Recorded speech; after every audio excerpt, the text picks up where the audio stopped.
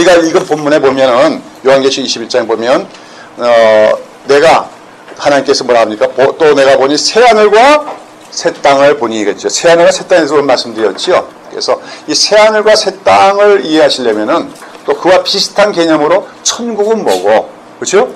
또 하나님 나라는 뭐냐? 그러면 또 여기 보면 그 성도들이 뭐 나중에 그 새하늘과 새 땅에 들어가지고 또 새 예루살렘은 뭐냐? 이런 걸 또 좀 잘 살펴보도록 하겠습니다.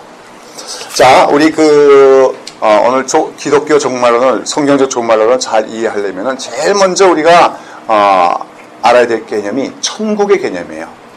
천국이 뭡니까? 하나님 나라? 예. 천국이란 말은 한자로 천국이에요. 그러니까 풀어 쓰면은 하늘나라. 하늘나라거든요.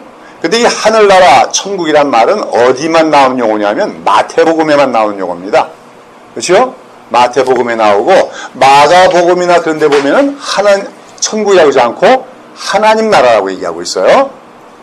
무슨 말이냐면 그 마태복음 3장 2절에 보면 예수님께서 예를 들어서 회개하라 천국이 갖고 왔느니라. 그리고 천국은 이와 같으니 그렇게 말씀하시죠. 근데 이것은 마태복음의 기자인 마태가 그 마태복음을 기록할 때 누구를 대상으로 누구를 위해서 기록했냐면 유대인들을 위해서 기록했어요. 근데 유대인들은 관습적으로 하나님이란 말을 잘 안 씁니다. 뭐 하늘에 계신 분, 그렇죠? 위대하신 분, 뭐 그런 표현을 해요. 그러니까 하나님 나라란 말을 대신에 그들은 뭐예요? 그 하늘나라라고 표현. 그러니까 그렇게 대체해서 썼던 거예요. 그러니까 원래는 천국이란 말의 원래의 용어는 천국이 아니고 뭐예요? 원래는 하나님 나라의 성경적 용어는. 그 하나님 나라라는 말은 뭐예요? 하나님 나라 그러면 내가 보고 온 천국 먹으러 장소적인 개념을 많이 얘기합니다만은 성경에서 천국 즉 하나님 나라 얘기할 때는 장소적 개념보다는 하나님이 임재하시고 하나님이 통치하시는 상태를 하나님 나라 천국이라고 얘기하는 거예요. 자, 그래서 우리 산상순을 봅시다. 심령이 가난한 자는 복이 있나니 뭐예요? 천국이 저희 것이며 하는 것은 이건 심령이 가난한 자는 천당 가게 되리라 그런 얘기가 아니에요. 그렇죠? 그게 아니고 심령이 가난한 자의 마음 속에는 뭐가 이루어진다? 천국이 이루어진다는 거예요. 그리고 천국이 이루어진다는 건 뭐예요? 주님의 통치가 이루어지는 거예요. 아시겠습니까? 우리 심령 속에 주님이 임재해 계시면서 주님이 통치하는 상태가 이루어진다. 그 말입니다. 주님이 우리의 마음에 임재하시고 통치하시면 어떤 상태가 되죠? 우리 마음속에 의와 희락과 화평이 이루어집니다. 그렇죠? 말할 수 없는 기쁨이 있어요. 잔잔한 평강이 있어요. 그렇죠? 환난을 당해도 평강을 누리게 돼요. 그 다음에 하나님의 하나님의 뜻을 온전히 이해하게 돼요. 그래서 그 뜻대로 순종할 수 있는 마음이 주어져요. 그것이 바로 우리 마음속에 임하는 천국인 줄로 믿습니다. 그래서 우리가 이 찬송가도 참 잘 불러야 돼요. 근데 우리 찬송가에도 보면 사실 조금 치우친. 이제 과거에는 한국 기독교가 너무너무 힘들고 어려웠잖아요. 일제시대 때, 뭐 가난할 때. 그때는 사실 대부분 기독교인들의 소망이 뭡니까? 정말 안기 아니라 일반적인 관용적으로 천당 가는 게 소망 아니겠어요? 그러니까 내세적인 천국을 많이 소망했겠죠. 그러다 보니까 그런 찬송들이 많이 선택이 됐어요. 그러니까 외국에서도 그 천국의 개념을 내세적인 개념으로 이해한 그런 찬송가 가사들이 많이 있습니다. 뭐 저 멀리 보이는 하늘나라 늘 가깝고 가깝다. 그렇죠? 나 가나안 성에 들어가려고 내 중한 짐을 벗어버렸네. 며칠 후 그렇죠? 천당에서 만나자. 이것들이 다 내세적 천국의 개념이라고 하는 거예요.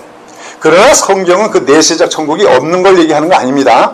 그러나 본질적으로 마태복음 같은 주님의 말씀에서 또 사도 바울의 서신에서 천국을 얘기할 때는 천국이라고 하는 것은 이미 여기에 와 있는 걸 얘기하는 거예요.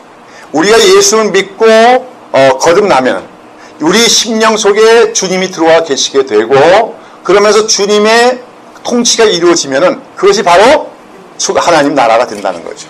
그래서 우리가 이러한 그걸 현재적 하나님 나라, 현재적 천국이라고 할 수 있는데 사실 천국 개념을 시작할 때는 여기서부터 시작을 해야 돼요. 자, 그래서 우리가 이 찬송가역에서 제일 중요한 찬송가, 우리가 자주 부르는 찬송가가 바로 495장입니다. 그렇죠? 내 영혼이 은총 입어 중한 죄짐 벗고 오니, 뭐죠? 슬픔 많은 이 세상도 천국으로 화하도다. 그렇죠? 할렐루야 찬양하세. 그렇죠? 그 다음에 뭡니까? 내 주 예수 모신 것이 그 어디나 하늘나라. 내 주 예수님 모시고 살면 그것이 바로 천국이고 하나님 나라다. 할렐루야.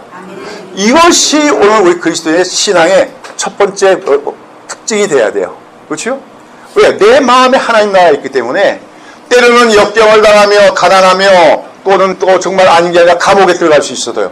감옥에 들어가 있는데도 양심엔 자유가 있고 주님의 통치에서 기쁨이 있어요. 그러면 그 사람은 천국을 누리고 있는 것입니다. 믿습니까? 그래서 산상수훈에 보면 심령이 가는 자는 천국이 저희 것이요. 그 다음에 또 뭐예요? 온유한 자, 애통하는 자 다 천국이 저희 것이라고 했죠. 그건 뭐냐면 하나님 백성들은 가난한 심령을 갖고 있어야 되고 온유한 마음을 갖고 있어야 되고 그러는데 또 그것도 내 마음대로 되는 거 아니죠. 성령께서 그렇게 하시는 건데 그런 온유하고 겸손한 마음, 심다, 애통하는 마음, 의를 사랑하는 마음, 그렇죠? 화평케 하는 마음, 이런 마음이 이루어진 자의 심령 속에는 뭐가 이루어진다? 천국, 현재적인 천국이 이루어지게 된다고 하는 뜻인 줄로 믿습니다. 그럴 때 어떻게 됩니까? 심령이 가난한 자는 주님의 위로를 받게 되고 의에 줄이고 목마른 자는 주님께서 그 배부르게 하셔요. 영적인 걸로. 믿습니까? 그 다음에 또 화평케 하려고 노력하는 자는 또 자신의 마음속에 화평이 이루어지면서 하나님의 아들의 일컬음을 받아요. 여러분 화평케 하려고 힘쓰는 사람은요 의심이 없습니다. 하나님이 날 사랑한다는 데서 의심이 없어요. 나는 그 아들, 하나님은 내 아버지. 이 늘 관계의식이 분명해요. 그런 상태가 바로 하나님 나라 천국인 줄로 믿습니다. 그렇겠죠? 그래서 이제 마가복음 같은 데 보면은 똑같은 말씀인데도 회개하라 천국이 가까워 왔느니 하지 않고 때가 찼고 하나님 나라가 가까웠으니 회개하라 했잖아요. 그러니까 하늘나라란 말은 사실 천국이라는 말은 원래는 하나님 나라를 뜻하고 하나님 나라의 첫 번째 뜻은 뭐다? 하나님이 통치하는 상태. 특별히 우리 주님이 들어오셔서 통치하는 상태가 뭐예요? 하나님 나라다, 하늘나라다, 천국이다. 그러니까 오늘 우리 교회가 뭐가 돼야 되겠어요? 교회가 천국이 돼야 돼요. 그렇죠? 죽어서만 가는 곳이 돼서 여기 오니까 천국이 있구나 느껴져야 될 줄로 믿습니다. 여기 주님이 임재해 계시고 주님의 뜻이 나타나요. 그렇죠? 누구 하나도 자기 주장하지 않고 주님께 온전히 순종합니다. 말씀이 살아서 역사합니다. 주님의 말씀이 교회를 이끌어갑니다. 그러면 그것이 그 교회가 뭐예요? 하나님 나라가 된 거예요. 천국이 된 거예요. 그리고 주님의 그 뜻이 온전히 나타나고 모든 사람이 주님의 말씀에 순종하면 반드시 거기에는 주님이 주신 기쁨이 나타나고 평화가 나타나고 할렐루야 화평이 나타나게 되는 줄로 믿습니다. 그게 초대교회 성도들의 모습이었어요. 그걸 이방인들이 보니까 이상한 거야. 저놈들 맨날 짓밟히고 가망에 끌려가고 환란 당한데도 그래 모이는데 다 기쁨이 충만하고 그렇잖아요. 찬송하고잖아요. 이해가 안 된다. 정신병자인가? 그러나 어떤 사람들은 두려운 거예요. 야, 저들이 말하는 그 하나님이 정말 있는 거 아닌가? 오늘 우리는 우리의 삶을 통하여 천국을 나타내고 교회 공동체의 아름다운 모습을 통하여 천국이 사람들에게 증거되어야 될 줄로 믿습니다. 천국 있어요. 나 나가서 예수 천당 안 믿으면 지옥 가고 믿으면 천당 가요. 백날 해봤자 소용없습니다. 우리가 천국을 살아내야 돼. 할렐루야. 개인적으로 그리고 공동체적으로. 그래서 예수 믿는 자 속에는 하나님의 주님의 통치하심이 있어서 근데 그 통치하는 데 가장 중요한 것은 그 말씀을 듣고 순종하는 거예요. 하나님 나라는 특별히 핵심에 말씀이 있다는 걸 알아야 됩니다. 말씀을 듣고 순종하고 그렇죠? 그럴 때 거기에 주님이 주시는 성령의 은혜로서의 성령 충만이죠. 그렇죠? 기쁨과 희락과 화평 그렇죠? 사랑이 넘치게 되어지는데 우리는 전도한다 그럴 때 나가서 예수 천당 사람들이 그래 니 꼴하지 마라. 니는 뭐 천당 가라. 나는 니 믿는 천당 안 가. 사람들이 이런 그 마음을 갖는다고요. 그래서는 안 되고 그렇죠? 우리가 또 교회가 그렇잖아요. 어떤 교회는 맨날 싸워. 그래서 뭐 맨날 또 목사 쫓겨나고 또 뭐 갈라지고 그러면서 나가서 또 예수 천당 전도하네. 말이 안 되는 거죠. 우리가 개인적으로 우리는 우리 심령에 뭐가 이루어져야 돼요?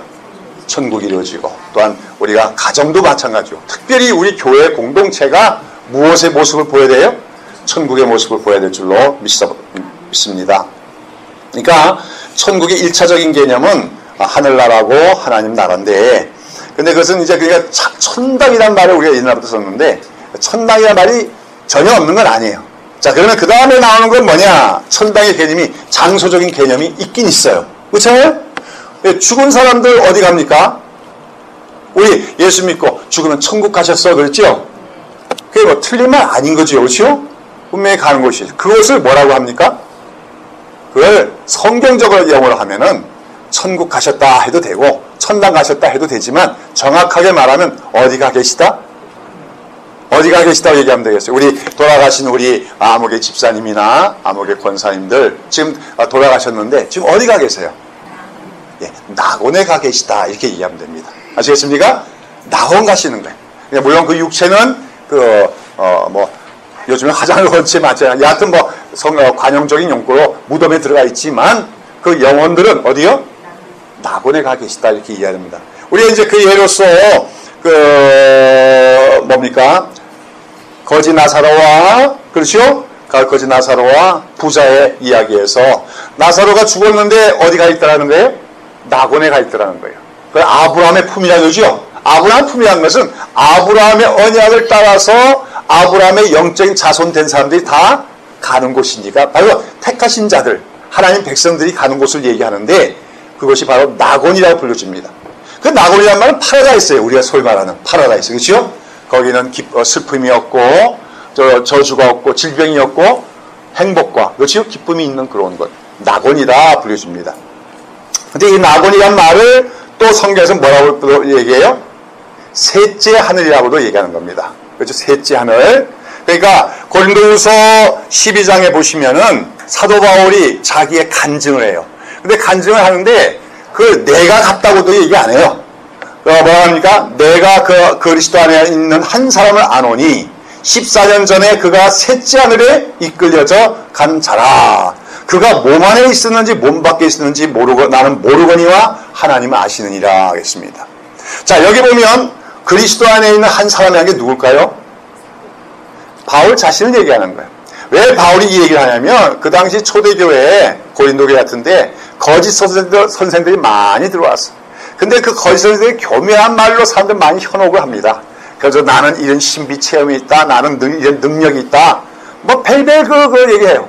그러면 교인들은 또 어리석어가지고 그런 거짓 선생들 말을 듣고 어떡합니까? 좋아라 하고 따라가는 거예요. 그러다가 아침에 이 거짓 선생들이 가만 보니까 이 고린도 교회 뿌리가 누구예요? 사도 바울 아닙니까?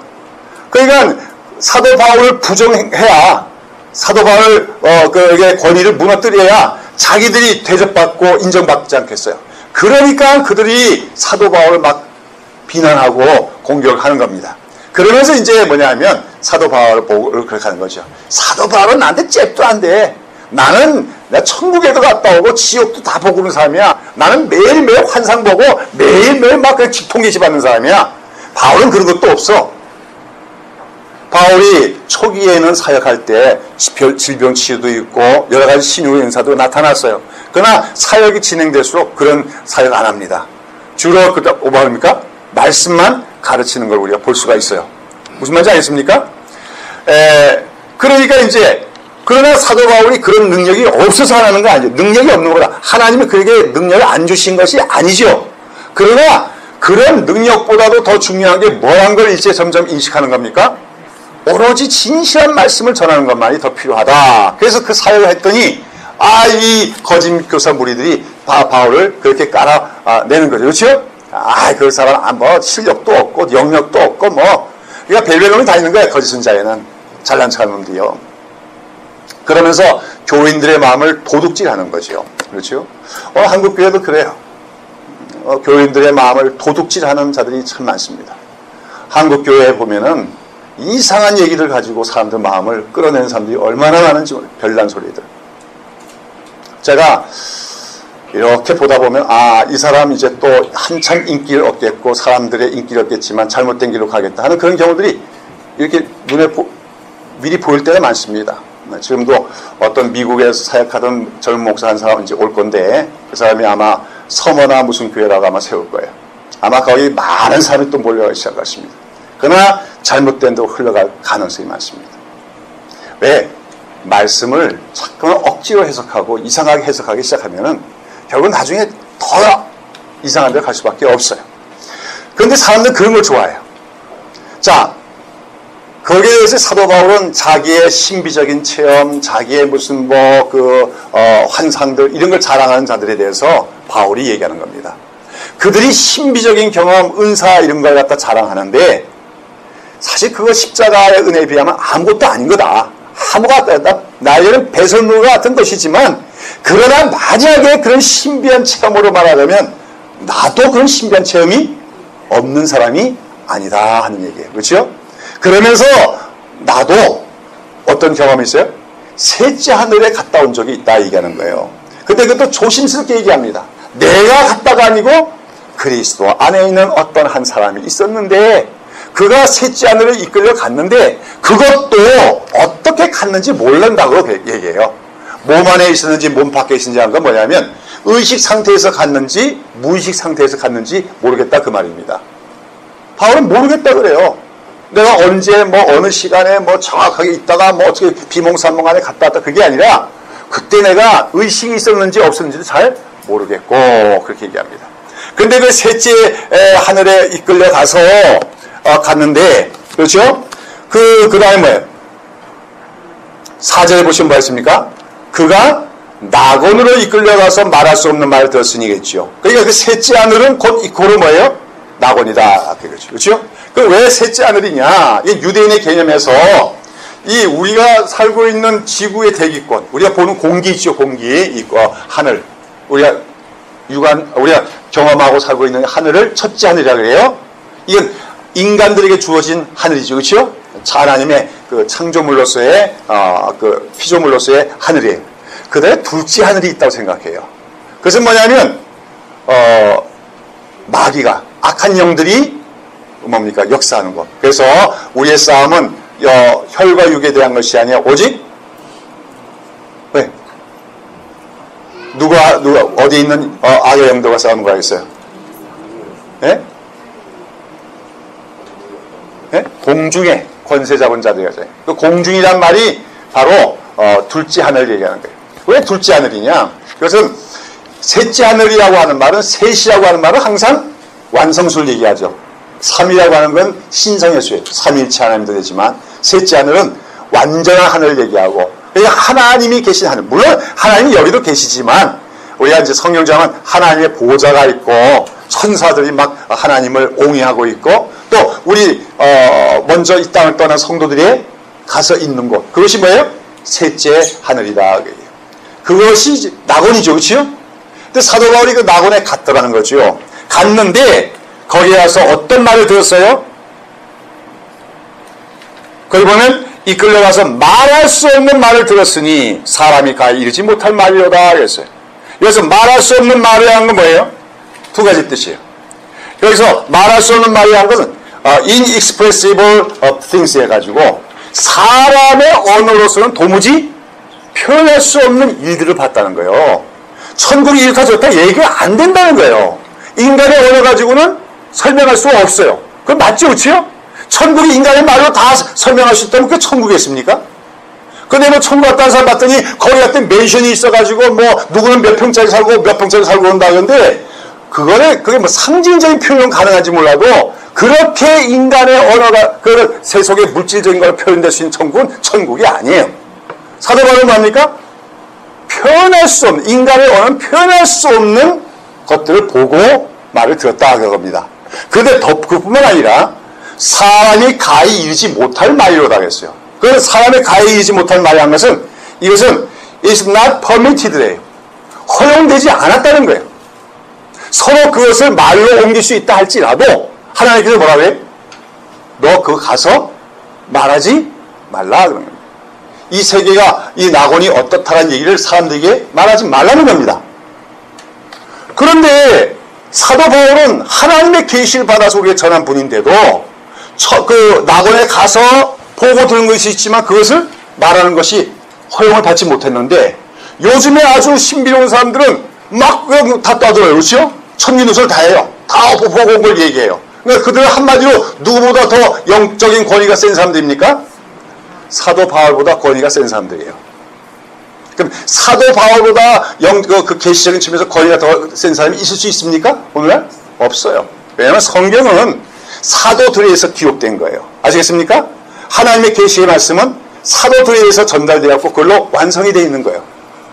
그런데 거기다 추가해서 내가 또 다른 말을 들었다 하는 사람은 거짓말쟁이고 거짓 사도고 그 자는 나쁜 자입니다. 아시겠습니까? 그러니까 한마디로 내가 보고 온 천국을 얘기하는 자들은 사도 바울도 말하기를 허용하지 않은 걸 얘기하는 자들로서 그들은 마귀의 종 내지는 거짓말쟁이가 분명합니다. 이렇게 생각하시면 돼요. 아시겠습니까? 지옥도 마찬가지요. 자, 지옥 얘기도 한번 볼까요? 예수님이 그 나사로와 부자 얘기를 보면은 부자가 음부에 갔어요. 그렇죠? 나중에 나오죠. 음부에 서게지만 음부에 가서 고통받는 중에 뭐라고 얘기합니까? 저기 봤더니 나사로가 거기 아브라함 품에 안겨 있거든요. 그러니까 하나님께 아브라함이 뭐라고 해요? 아버지요, 지금 그 죽은 나사로를 살려서, 그렇죠? 그 죽은 천년 낙원에 있는 나사로를 땅에 보내서, 그러면 이제 사람들 입장에서는 어떻게 되는 거예요? 죽은 사람이 살아서 돌아오는 거죠. 그렇게 해서 분명히 그들에게 갔더니 음부도 있고 낙원도 있더라. 그래서 특별히 나처럼 거기 나오는 부자는 하나님 믿은 사람이 아니에요? 예? 하나님 믿은 사람이 안 믿은 사람이에요?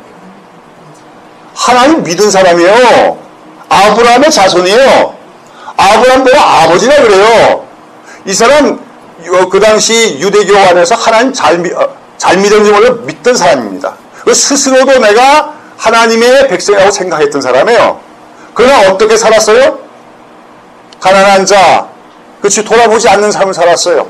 그러면서 자기는 물질 가지고 그거 다 이거 축복받았다 생각하면서 날마다 좋은 옷을 입고 날마다 연락하게 살았다고 해요. 이기적으로 살았다는 거예요. 그랬더니 어디 가 있어요? 음부에 와 있어요. 그래서 내 형제들이 5명이나 있는데 그들에게 나사를 보내서 너희들은 여기 오지 마라. 최진실처럼 뭐 자살한다고 지옥 가는 게 아니에요. 여러분 한번 물어봅시다. 자살하면 지옥 가요, 안 가요? 자살하면 지옥 가요, 안 가요? 지금 그 최진실의 그 지옥 음성 있잖아요, 그렇죠? 거기서 핵심이 그거더라고요. 너희는 자살하면 안 돼. 나는 자살하면 그것으로 끝인 줄 알았는데 그게 아니야. 자살하는 사람도 뭐 그냥 끝난 줄 알았는데 지옥이 있다고. 그러니까 너희는 자살하지 말라고. 자살하면 지옥 갑니까? 네? 그건 함부로 말하면 안 돼요. 자살하는 사람이 지옥 간다고 교리적으로 단정해서 얘기하면 안 돼요. 여러분, 우리가 구원받는 건 뭘로 구원받아요? 믿음으로 구원받아요. 알겠습니까? 그럼 자살하는 사람이 믿음이 있을까요? 없을까요? 없어요? 믿음이 있을 수는 있는데 믿음이 약할 수가 있는 거예요. 우리도 믿음이 약할 때는 실수합니다. 우리가 항상 믿음이 강합니까? 삼손도 믿음이 약할 때는 미끄러져 가지고 쫄딱 망했어요. 그렇죠? 근데 그 믿음이 회복돼서 나중에 하나님 뜻을 이루죠. 그렇죠? 여러분, 사람이라고 하는 것은 그래요. 우리가 늘 성령 충만하고 믿음 충만하면 얼마나 좋겠습니까? 그러나 그렇지 못할 때가 있잖아요. 살다가 힘들고 그러다 보니까, 또는 환난이 너무 심하다 보니까 믿음이 약할 때가 있어요. 믿음이 약할 때는요, 자살의 유혹을 받아야 안 받아요? 받을 수가 있어요. 근데 아차는 순간에 먹을 수 있는 거야. 그렇죠? 근데 우리가 그 사람이 자살약을 먹고, 그렇죠? 약을 먹었는데 먹고 죽기 전까지가 어떤 일이 있는지 우리는 모르는 겁니다. 그렇잖아요. 옛날에 제가 그 옛날 김진호 목사를 내가 참 좋아했는데, 그 사람 쓴 책에 새벽을 깨우리다 책에 보면 그런 얘기가 나와. 어느 마을에 자기가 농촌교회에 있을 때, 전도사에 있을 때, 자기가 있는 교회가 있는데, 이웃 마을의 교회에, 장로교 목사가 있는데, 거기 교회 다니는 처녀가 자살했다는 거예요. 왜냐하면 그 아버지는 알코올 중독자고, 엄마는 정신병자고, 그렇죠? 그러니 그 처녀 혼자서 그 부모님들을 모시고 살면서 너무너무 힘들고 괴로워서 나중에 자살했어요. 농약을 먹고 자살했는데 그 목사님이 장례를 칠 수 없다는 거야. 자살한 사람은 지옥 갔으니까 내가 장례 칠 수가 없다. 그러더라는 거지. 그랬더니 그 동네에 있는 그 다른 청년이 이쪽 교회에 찾아와서 김 목사, 그때 전도사에게 그 처녀가 그렇게 참 죽었는데, 자살했는데 장례를 치러줄 수 있느냐. 치러줬다고 갔다는 거죠. 그래서 가서 이제 염을 해야 될 거 아니에요? 수습을 하는데 이게 가슴팍에서 성경책이 있더라는 거죠. 성경책을 품고 농약을 먹은 거예요. 여러분, 그 처녀가 농약을 먹고 정말 천국에 갔을든지 지옥에 갔을든지 그 어간에 어떤 일이 있었을 거라 생각합니까? 그냥 먹은 듯이 까닥 그냥 지옥 들어갔을까요? 저는 이렇게 생각해봐요. 어쩌면 그가 농약을 먹고 괴로워하는 순간이 올지 몰라요. 그렇죠? 그런 순간에 주님을 뵐지도 모릅니다. 그때 이렇게 부르짖었을 거예요. 주님, 내가 믿음으로 살아야 되는데 믿음이 약해서, 너무 힘들어서, 육신이 너무 연약해서, 너무 괴로워서 농약 먹었어요. 그러나 나 주님을 믿습니다. 나 같은 죄인도 용납해 주실 믿습니다. 그러면 예수님이 안 된다. 그래도 네 생명 네가 끊었으니까 너는 지옥 가야 된다. 그러실까요? 우리가 기독교 교리를 너무 그렇게 엄격하게 적용해가지고 함부로 다른 사람들의 생명에 대해서 판단하는 것은 그것도 선한 일이 아니에요. 그렇죠?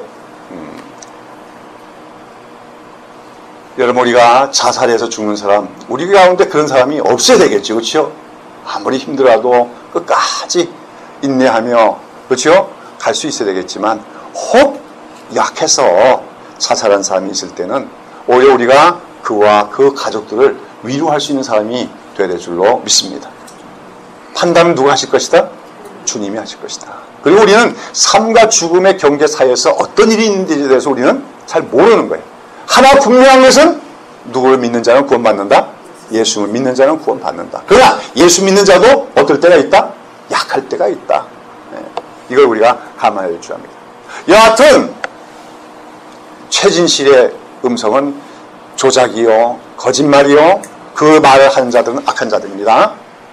그런데 성경에 보면 뭐라고 얘기합니까? 부자가 아브라함에게 나사로를 다시 보내서 자기 형제들에게 가서 여기 다시 오지 말라고, 어떻게 살라고 전해줬으면 좋겠다고 했지요. 그랬더니 아브라함이 뭐라 합니까? 아니죠. 사람이 사는 세계와 지금 그곳은 큰 구렁이가 있어 오고 갈 수 없다 그래요. 오고 갈 수 없다는 거예요. 오고 갈 수 없다는 거예요. 알겠습니까? 아주 특별한 경우에 하나님께서 그것을 잠시 보여주는 경우가 있지만 그것마저도 거기서 있었던 일은 뭐예요? 어떻게 됐더라? 말하는 것이 허용이 되지 않았다고 얘기합니다. 한마디로 하나님께서는 이쪽 세계에 대해서는 있다는 것만 알고 어떻느냐 상상하고 너무 그렇게 할 필요 없다고 얘기해요. 그렇죠? 왜? 아브라함의 말이 아무리 죽은 자가 살아서 다시 가서 전도할지라도 그들이 듣지 않을 것이라는 거예요. 왜? 그들에게 이미 모세가 있고 율법이 있잖아요. 성경책이 있지 않냐는 거예요. 성경책이 있는데도 그 성경책을 읽고도 믿지 않는 사람은 아무리 죽은 사람이 일어나서 와서 전해도 듣지 않을 것이라고 얘기하는 것입니다. 믿습니까? 한국 교인들 어느 정도인지 압니까? 제가 성경만 가지고 쭉 해석해 나가면 그걸 더 진실로 믿을까요? 아니면 환상의 얘기를 하고 막 병을 나는 기적을 얘기하면서 어떤 성경 얘기하면 그걸 더 믿을까요? 예? 어느 어느 것에 더 권위가 있다고 생각합니까? 말은 뭐 성경 말씀 맞고 하고 하는데 틀려요. 앞뒤도 안 맞아. 이상한 얘기해요. 그런데도 벽에 놨고 막 그러면 사람들은 거기 몰려갑니다. 그렇기 때문에 마지막 때에 거짓 선지자들이 가능한 거예요. 알겠습니까? 할 수만 있으면 택하신 자를 미혹하기 위해서 이적을 베풀 것이라고 얘기했잖아요. 여러분, 영적인 권위의 최종적인 것은 무엇이에요? 말씀입니다. 말씀을 말씀대로 해석하느냐, 말씀을 말씀대로 전하느냐. 그리고 말씀을 말씀대로 전했을 때 이미 그 말씀을 듣고 믿는 자는 천국과 지옥에 대해서 뭐가 있게 말해? 확신이 있게 말해. 그러나 거기에 대해서 뭐 인간적인 상상력을 동원해서 이럴까 저럴까? 그런 거 할 필요가 없어요. 있다고 믿으면 되는 거예요. 알겠습니까? 그래서 지옥에 대한 얘기도 그렇고 그것도 불필요하다 그 말입니다. 아시겠습니까? 그것도 더 보충적이 있으면 좋겠지가 아니고 불필요한 거예요. 왜요? 왜 그런 것이 불필요하냐면 오로지 우리 신앙은 무엇에 근거한 신앙이 되어야 되기 때문에 말씀에 근거한 신앙이 되어야 되기 때문에 그런 신비로운 체험이 뭐예요? 있으면 좋은 게 아니라 불필요한 것이고 오히려 그런 것들은 바른 말씀의 신앙에 뭐가 돼요? 장애물이 된다 하는 것입니다. 동의하세요? 잘 동의가 안 되죠, 그렇죠? 워낙 교회에서 그런 간증들을 많이 하니까 뭐 그런 사람도 데려다가 간증시키고 그러잖아요. 근데 그것이 다 나중에는 하나님의 말씀을 왜곡시키고 떠나게 하는 그런 어떤 마귀 사용하는 방법이 될 수 있다는 것을 우리가 기억을 해야 돼요. 아시겠습니까? 자, 그래서 오늘 여기 들어갑니다. 다시 우리가 성도들이 이 땅을 떠나가면 죽으면 어디 간다고요? 낙원에 가는데 그 낙원을 또 뭐라 그래요? 셋째 하늘이다. 그래서 어떻게 생겼을까요? 우리는 몰라요. 우리는 몰라요. 그렇죠?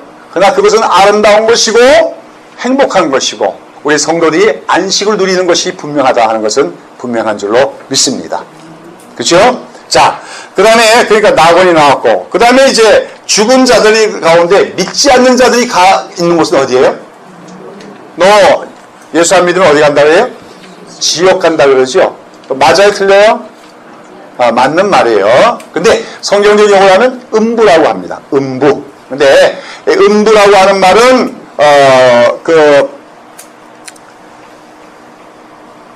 우리 성경을 보면 구약과 신약에서는 달리 사용되고 있어요. 그러니까 구약에서는 아직 이 천국과 지옥의 개념이 뭡니까? 아직 분명하게 나타나지 않아요. 그런 가운데 모든 죽는 자들이 가 있는 곳을 뭐라고 얘기하고 있어요? 음부라고 얘기하고 있습니다. 알겠습니까? 그래서 보면 창세기 44장에 보면 야곱도 내가 지금 아들을 이미 요셉을 잃었는데 이번에 베냐민부터 마저 잃으면 내가 흰머리와 슬퍼 음부로 내려가게 하랴. 그렇죠? 그러니까 슬퍼하며 죽으리란 표현을 음부로 내려간다 표현합니다. 그때에서 영어 성경에서는 그 음부를 뭘로 번역했냐면 그레이브로 번역했어요. 무덤이야 그냥. 무덤에 내려가는 것이다. 그래서 구약에 나오는 음부라고 하는 것은 뭡니까? 무덤이라고 하는 말의 또 다른 표현은 그렇죠? 그런 표현입니다. 그러나 신약에 들어오면 이 음부란 말의 의미가 달라져서 믿지 않는 영혼들 그렇죠? 하나님의 심판을 받은 자들이 가서 머무르게 되는 임시장소예요. 그렇죠? 그 임시장소가 음부인데 그 성경을 NIV 성경 같은 헬로 번역했습니다. 헬이란 말은 지옥이란 말, 지옥. 그렇죠? 옥이라고 하는 것은 임시적으로 가둬놓는 곳이에요. 그러니까 우리가 구치소죠. 그렇죠? 교도소가 있고 구치소가 있죠. 저는 잘 모르죠, 여러분. 네, 여러분 뭐 그런 거 잘 모를 거예요. 근데 교도소가 있고 구치소가 있어요. 무슨 말인지 알겠습니까? 확정 판결을 받기 전까지 이미 범법을 했는데, 범법 행위를 했는데 확정 판결을 받기 전까지 그렇죠? 머무는 곳이 뭐예요? 구치소예요. 그렇죠? 그걸 미결수라고 합니다. 맞아요? 미결수. 그러다가 이제 재판받고 형을 확정받으면 어디로 가요? 교도소 가게 돼요. 그때부터는 무슨 수? 기결수. 미결수와 기결수. 그러니까 예수 믿지 않고 죽은 사람들이나 악한 자들이 죽어서 가는 곳은 미결수니까 아직까지 무슨 심판을 못 받지 않은 거예요? 왜 받지 않잖아요. 백보자 심판. 근데 앞에 서지 않았기 때문에 어디가 있는 거예요? 영적 구치소인 지옥에 가 있는 지옥, 음부라고도 불리게 되는 거예요. 그런데 그 음부는 이미 뭐가 시작이 된 거냐면 형벌이 시작이 됐어요. 그래서 부자가 거기서 막 뜨거워서 막 못 견디고 하잖아요. 그러니까 그 음부도 이미 징벌과 형벌이 주어지는 것입니다. 그러니까 어떻게 면에서 그리고 이제 오늘 계시록에 보면 백보자 심판이 끝난 후에 마귀를 비롯해서 거짓 선지자와 짐승과 믿지 않는 자들과 거짓말쟁이들과 모든 자들이 다 어디에 넣어질 거라고 얘기합니까? 네? 불못이라고 얘기해요. 불못. 불못이란 말은 활활 타오르는 연못이라는 얘기예요. 불이 꺼지지 않는 불이 계속 불타는 곳이라고 해서 이것은 말하자면 앞서 죽은 자들이 이미 가 있던 그 음부, 지옥이 영원토록 연장되는 것이라 생각하면 됩니다. 그래서 우리나라에도 보면 구치소와 교도소가 따로 있는 게 아니라 같이 있을 때가 있어요. 무슨 말이겠습니까? 욕하는 구치소고 욕하는 교도소지요. 답은 비슷해요. 똑같아. 들어가면. 무슨 말인지 알겠습니까? 그것처럼 우리가 믿지 않는 자들 또 마귀와 모든 그 존재들이 임시로 가 있는 곳이 음부, 그렇죠? 음부 또는 지옥이라고 해도 되고, 그거 하나님의 심판, 마지막 백보자 심판을 갖고 그들이 가게 되는 곳이 불못인데 그것도 지옥이라고 해도 틀린 말은 아니다. 그렇죠? 그러면 예수 믿는 사람들이 죽어서 천국 간다는 말은 맞아요, 틀려요? 틀린 말은 아니에요. 틀린 말은 아닌데, 그런데 이제 그 말을 하다 보면은 뭐냐면 지금은 마치 여기 천국이 없는 것처럼 얘기하기 때문에 그런 표현은 조금은 우리가 삼가는 것이 좋겠다. 아니 생각할 필요가 있다는 거예요. 왜냐하면 죽어서 천국에 갈 사람은 사실은 여기서도 뭘 누려야 돼? 천국을 누려야 돼. 그게 연결되는 것이지 여기서는 막 지옥처럼 살다가 갑자기 천국 가는 거 아니에요. 물론 믿음이 연약한 경우에 지옥 같은 고통을 하다가 자살해서 아까 그런 사람이 하나님의 구원을 받을 수도 있겠지만 통상적으로는 이 땅에서 사는 동안에 이미 뭘 경험할 수 있어야 돼요? 천국을 경험하다가 와 이리 좋노. 그러다가 목숨이 끝나니까 더 좋아지는 거. 그게 오늘 우리 그리스도인의 종말이 될 줄로 믿습니다. 그렇죠? 그러니까 죽어서 천국 간다 하는 말은 맞는 말이기도 하지만 어떤 면에서는 조금은 틀렸다. 그렇죠? 그러니까 예수 믿는 자들은 이미 이 땅에서 예수 믿을 때 무엇이 시작이 된 거예요? 천국이 시작되었다가 우리가 이 땅에서의 생명이 끝날 때 우리는 더욱 완전한 천국으로 가는 것이다. 이렇게 얘기할 수가 있겠지요? 그러나 사실은 성경적인 이유로 하면 천국이라는 말보다는 낙원에 가는 것이다 하는 말이 더 맞는데 왜 천국을 맞냐면 거기가 또 하나님이 늘 계시고 하나님의 통치가 이루어지는 곳이기 때문에 천국에 간단 말도 틀린 말은 아니다. 그 말이에요. 네. 자, 그 다음에 이제 우리가 오늘 살펴본 개념에서 이제 계시록 21장, 22장에 보면 이제 이 땅에 그 붉은 용이 나타나고, 그렇죠? 붉은 용의 하수인 짐승이 나타나서 믿지 않는 자들의 이마에다와 팔에다 뭘 새겨요? 666표를 새기고, 그렇죠? 그 믿지 않는, 그래서 성도들은 고난을 당하고, 그렇죠? 그러다가 이제 결국은 그들이 마지막 전쟁을 일으키지만 예수님이 오셔서 일시에다 일망타진하고 다 불못 속에 쳐넣습니다. 그리고 나서 21장, 24장에는 그냥 화려하고 찬란한 환상이 보이는데 바로 무엇의 환상이? 새 하늘과 새 땅의 환상이라고 하는 거예요. 자, 그럼 새 하늘과 새 땅은 뭘 얘기하는 겁니까? 오늘 얘기했지요? 우리가 지금 살고 있는 이 땅과 하늘은 말하자면 무슨 하늘과 무슨 땅이에요? 옛 하늘과 옛 땅이죠. 성경. 옛 하늘과. 네? 왜냐하면 그 말 이제 알아듣기 쉽게 얘기하면 헌 하늘과 헌 땅으로서 썩어져 가는 하늘과 땅이라는 거예요. 무엇을 말하면 인간의 죄로 말미암아. 성경은 얘기하는 거예요. 아담이 인류의 조상이 그 하나님부터 세상 모든 것을 통치하는 권세를 받았습니다. 그런데 그가 타락했기 때문에 그 아담이 타락하는 동시에 무엇도 같이 타락하는 거예요? 이 우주 만물도 다 타락해서 인간이 썩어지는 존재가 된 것처럼 이 모든 피조물도 어떻게 되는 거예요? 썩어지는 피조물이 되어진 겁니다. 그래서 이 자연세계에 뭐가 있는 게 죽음이라는 현상이 들어와 있고 약육강식에서 사자가 막 그냥 호랑이 잡아먹는 게 사자가 뭐죠? 또 다른 짐승을 잡아먹고. 제가 내셔널 지오그래피에서 그거 동물의 세계를 참 보기를 좋아해요. 신기해서. 그러나 사실은 어떻게 보면 끔찍한 얘기죠. 그렇죠? 한 생명체가 다른 생명체를 잡아먹고 피를 흘리고 하는 것들이. 그렇죠? 근데 이사야 보면 이제 어떤 환상이 말씀이 나옵니까? 그때가 되면, 메시아가 때 되면 어떻게 합니까? 어린아이가 사자와 함께, 그렇죠? 뒹굴며 놀고. 그렇죠? 어린아이가 독사구리에 손을 넣어도 물지 않고. 늑대와 어린 양이 함께 풀을 뜯어매어 살고. 그런 얘기하죠. 그거는 뭐냐면 더 이상 살생과 죽음과 피 흘림 이런 것이 다 없어진 그런 세상을 얘기하는 거예요. 그게 하나님 나라죠. 그렇죠? 네. 네, 그런데 그런 가운데 이제 우리가 살고 있는 현재의 하늘과 땅은 우리가 참 아름답다가 찬양을 할 때도 있는 것처럼 그래도 아름다워요. 그렇죠? 하나님의 은혜가 참 크셔요. 인간이 타락했고 그렇지만 그래도 하나님이 그래도 이 자연을 볼 때 그래도 아름다운 것들 그런 것들 하나님이 우리에게 선물로 남겨두신 줄로 믿습니다. 일반 은총이라고 하는 거예요. 그러나 이제 하나님이 지으실 새하늘과 새 땅은 현재 이 하늘과 땅과는 비교할 수 없는 그런 하늘과 땅으로서 그렇죠? 특별히 가장 큰 특징은 뭐예요? 다시는 뭐가 없다는 거예요? 썩는 게 없다는 거예요.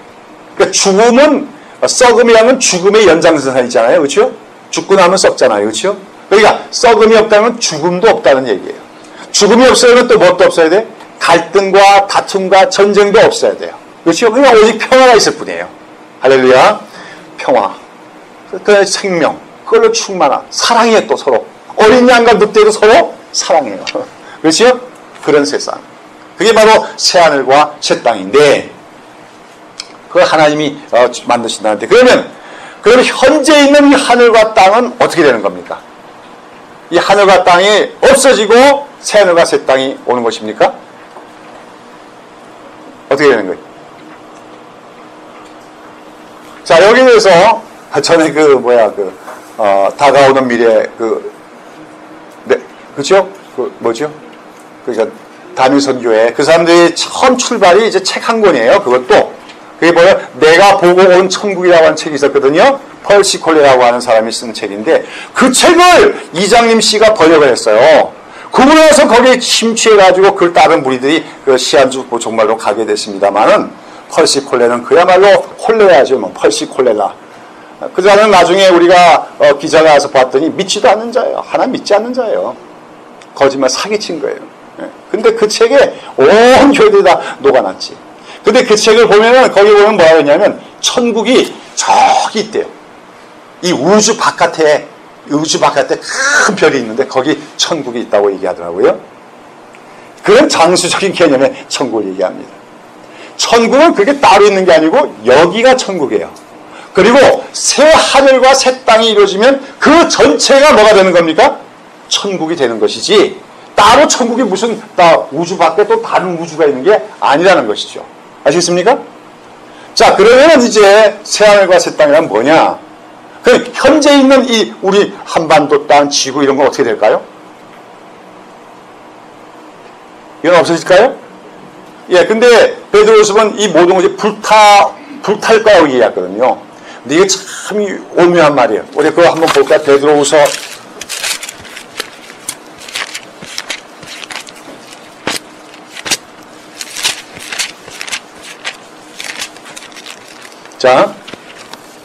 3장 10절. 이 8절부터 정말 좋은 말씀인데 한번 다 같이 한번 읽어봅시다. 10절 시작.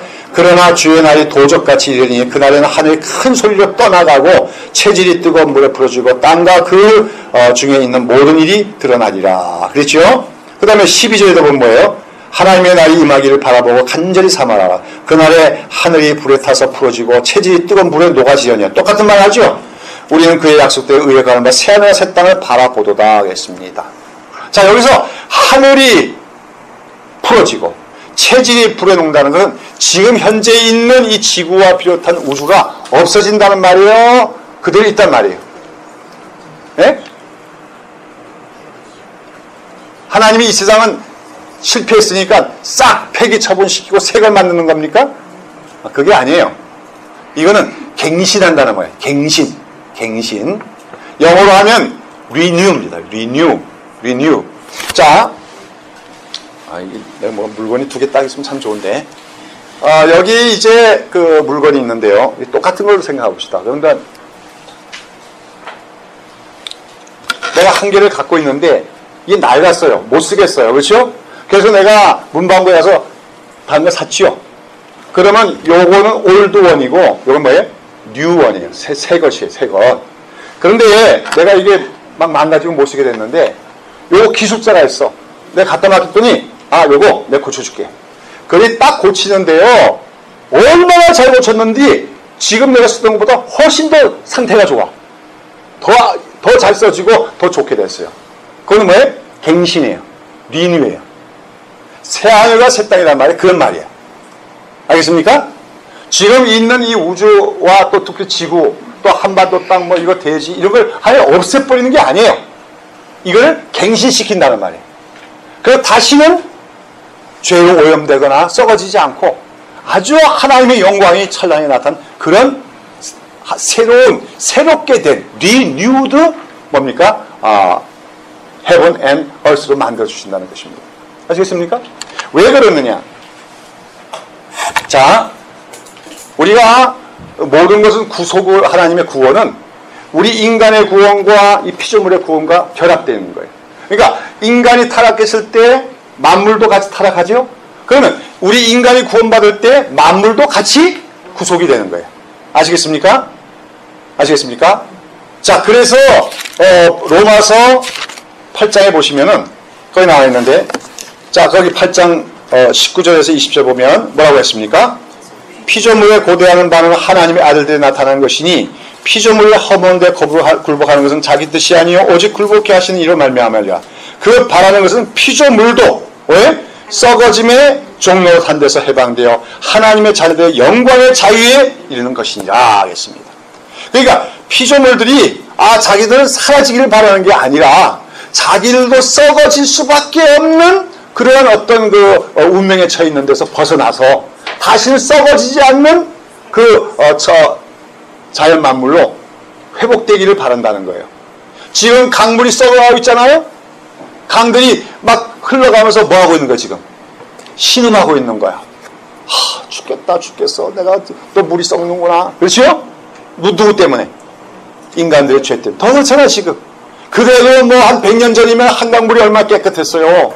이제는 인간들이 그 옆에다가 뭐 자기네 빌라 짓고 뭐 짓고 음식점 짓고 막 하수 내려가고 막 강물 썩어와. 그 강물들이 뭐예요? 신음하고 있어. 한탄하고 있어. 산도 마찬가지. 100여 년 전만 해도 산이 그래도 잘 퍼지는데 이제는 막 길 뚫고 거기다가 불법으로 건물 지어갖고 산들이 다 망가져라. 그럴 때마다 산들이 어떻게 해요? 한탄을 해요. 그러면서 그들은 역시 예수님의 재림을 기다리고 있다는 거예요. 산도 바다도 강도. 그때 하나님의 자녀들이 뭡니까? 영광스러운 모습을 표현하는 것처럼 모든 자연 만물도 산과 바다와 강과 물고기와 그런 것들도 이제는 다시는 썩지 않을 걸로 변화될 때를 기다리면서 탄식하며 기다리고 있다. 그렇게 얘기하고 있습니다. 그러니까 없어지는 게 아니죠. 새하늘 같은 땅은 그거 폐기 처분시키고 새롭게 만드는 게 아니고 현재 우리가 살고 있는 이 세상, 그러니까 천국 간다는 얘기는, 그러니까 아까 얘기했지만 우리 성도들이 이 땅에서 삶을 마치면 낙원에 가 있지만 그건 어디까지나 임시장소입니다. 아시겠어요? 우리가 영원토록 살아야 될 곳은 어디예요? 어디예요? 장소죠. 어디서 영원히 살게 돼요? 여기 이 지구, 이 지구가 다시 어떻게 되는 거예요? 새롭게 돼서 다시는 썩어지는 게 없고 죽음이 없고 갈등이 다툼이 없는 그 세계 속에서 이 온 땅에 충만하게 퍼져서 성도들이 하나님의 섬기며 살게 되는 것입니다. 왜 이렇게 새하늘과 새 땅이 이 땅이 그대로 다시 갱신되는 걸로 표현할 수 있냐면은, 자, 우리 그리스도는 누구예요? 누구든지 그리스도 안에 있으면 뭐라고요? 새로운 피조물이라 이전 것은 지나가지 보라 새 것이 되었다 해서. 내가 새 것이 되었지요. 그럼 옛날에 나는 없어졌습니까? 폐기 처분됐습니까? 난 그대로 나죠. 배가 그냥 그대로 있는 거야. 근데 새 사람이 된 거죠. 근데 완전히 안 해요. 아직 불완전하죠? 아직도 죄도 있고 욕심도 있고 그래요. 그러나 예수님이 오실 때 내 구원을 완성시킬 때 나는 다시는 죄를 짓지 않을 존재로 변화되는 줄로 믿습니다. 이런 걸 알지. 아담은 하나님이 창조하실 때 죄가 있었어요? 없었어요? 없었죠. 그러나 어떤 가능성이 있는 거예요? 죄 지을 가능성이 있는 사람이었어요. 그러나 죄 지었어. 그 다음에 아담 이후의 모든 인간은 다 뭐예요? 날 때부터 죄 지을 수밖에 없는 존재들로 태어나요. 그렇죠? 새로운 피조물한 건 뭐예요? 우리가 이제 그 죄가 용서받는 존재가 되었고 우리 안에 누가 들어오셔서? 성령이 들어오셔서 주님의 통치여지면 그래도 죄를 뭐 할 수 있는 거예요? 이길 수가 있는 존재가 된 거예요. 아시겠습니까? 그러나 여전히 우리는 죄를 뭐 할 수 있는 가능성이 있어? 지을 가능성이 있어요. 그러다가 이제 우리 구원이 완성이 되면은 어떡합니까? 죄를 지을 가능성조차도 없는 존재가 되어지는 거예요. 아까 얘기한 것처럼 아담보다 더 좋아 안 좋아요? 아담보다 더 좋은 제품으로 다시 갱신되는 것. 그것이 새로운 피조물의 의미예요. 아시겠습니까? 그러니까 만물도 하나님이 창조하셨을 때 보시기에 다 좋았다 하겠어요. 그러나 그 좋았던 세상도 그 당시에는 누구의 타락으로 말미암아? 인간의 범죄와 타락으로 말미암아 같이 자연 만물도 타락하고 썩어질 수 있는 가능성이 있지만 이제 예수님이 새하늘과 새 땅을 만들어 주시면 만물을 새롭게 하시면 이 하늘과 땅도 이제는 다시는 죄로 말미암아 그 썩어지지 않는 영광스러운 그런 하늘과 땅으로 변하게 될 것이고 우리는 바로 거기서 이 변화된 하늘과 땅을 뭡니까? 상속물로 받아서 그 다음에 특별히 이제 다음 주에 말씀을 전하겠지만 이 새 예루살렘이라고 하는 것은 어디까지나 무엇을 상징하는 용어예요? 교회 공동체를 상징하는 말이지 그게 무슨 장소가 아니에요. 실질적인 어떤 성곽이 있어가지고 그 성이 이 땅 어딘가에 새 예루살렘이 임하는 게 아니라는 겁니다. 근데 대부분 천국 갔다 왔다고 하는 사람들이 뭐냐면 이 계시록 21장 본문을 어설피 봐놓고서는 그것 가지고 갔더니 정말로 진주로 된 그 문이 있대요. 그렇죠? 길바닥이 정말 그냥 황금으로 놓여있더라고요. 그렇죠? 갔더니 막 좋은 집들이 많고 여기서 어떻게 믿느냐에 따라서 큰 집도 주어지고 작은 집도 주어지더라고요. 이런 얘기들은 다 계시록의 특별히 21장에나 새 예루살렘을 실질적인 어떤 장소나 실질적인 어떤 건물로 생각했기 때문에 그런 거예요. 새 예루살렘의 환상은 그게 아니고 하나의 상징입니다. 아시겠습니까? 교회 공동체가 그러하다는 거예요. 이제 다음 주에 얘기하겠지만 쉽게 말해서 미리 은혜 받아보면 안 되는데 조금 다음 주에 안 오시면 어떡하나. 예를 들어서 여기 보세요.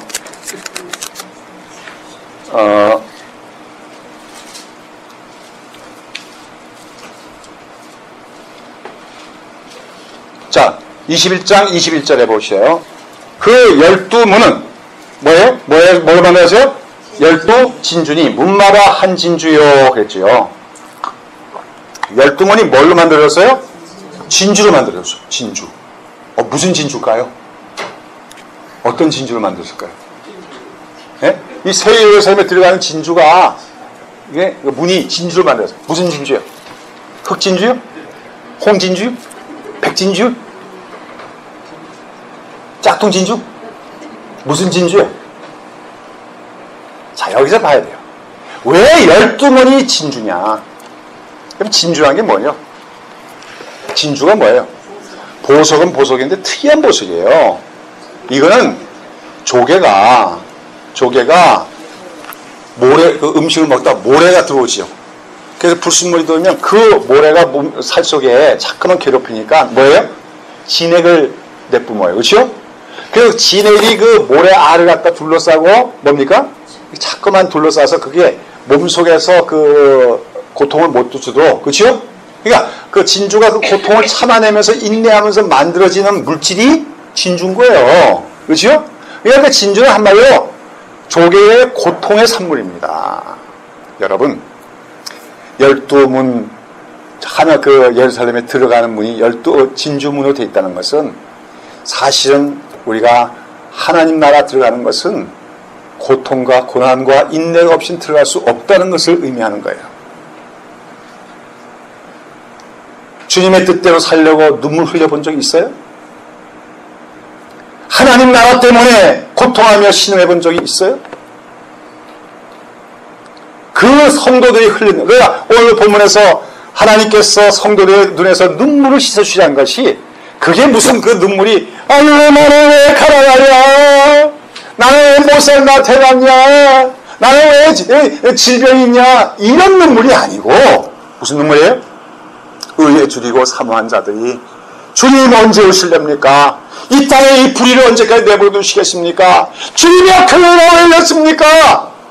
하나님의 의를 구하면서 흘리는 눈물, 그 눈물을 씻어주자는 의미예요. 왜 이 세여성 그 들어가는 문이 12문인데 그것이 진주를 했어요. 성도들의 눈물과 고통과 인내가 없이는 들어갈 수가 없다고 하는 것을 의미한다는 것입니다. 하나님 나라에 들어가는 은혜는 구원은 은혜를 받는 거예요. 그렇지만 그것이 공짜가 아니에요. 값싸게 받는 게 아니에요. 반드시 하나님 나라 들어가는 자들은 무엇이 있는 자들이어야 되는가? 주님의 의와 나라 때문에, 주님의 말씀 때문에 슬퍼하기도 하고 고민하기도 하고 고통스러워하기도 하고, 그러면서 또한 인내하면서 참는 자들, 그렇죠?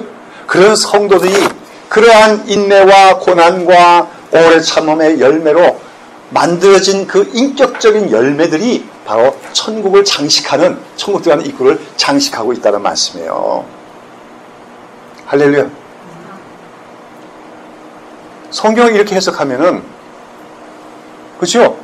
무슨 이상하게 뭐 갔더니, 또 뭐 여기 보면 뭐 어떤 사람들 그러더라고요. 길바닥이 다 황금으로 되어 있더라고 했는데, 실질적인 황금을 얘기하는 게 아니겠죠. 모르겠어요. 뭐 황금이 있을는지 없을는지 모르겠지만, 아까 얘기했지만 우리가 살게 되는 천국은 세상에서는 성이 따로 있는 게 아니고, 이 온 땅이, 그렇죠? 바로 하나님이 충만하게 있는 전체가 다 천국이 되는 거예요. 그렇죠? 그때 뭐 이 길바닥이 다 황금으로 깔리면 되겠어요? 이 황금 깔린 땅이 좋아요? 잔디 깔린 땅이 좋아요? 사람들이 돈을 좋아하니까 황금이라고 하는 것이지, 만약에 여러분 이게 다 황금으로 깔려있으면 그거 불편해서 어떻게 삽니까? 풀도 안 나고. 안 그래요? 땅에는 흙이 있어야 돼요. 흙이 있고 또 뭐가 있어야 돼요? 잔디도 있고, 도로는 뭐 잡초 같은 것도 있고. 근데 그게 좋아요. 이래서 아름답고 생명 있는 거 아니에요? 그게 다 금으로 만들어져 보세요. 좋지요? 마이너스 얘기가 그 얘기 아니에요? 그거 아니란 말이에요. 그럼 왜 길이 황금이냐? 황금길이냐? 왜 이런 표현이에요? 야, 길이라고 하는 건 뭐예요? 사람이 밟고 다니는 거 아니에요? 예? 황금길이가 사람들 밟고 다녀요. 밟는다는 건 뭐예요? 가치 없다. 그 얘기야. 가치 없다.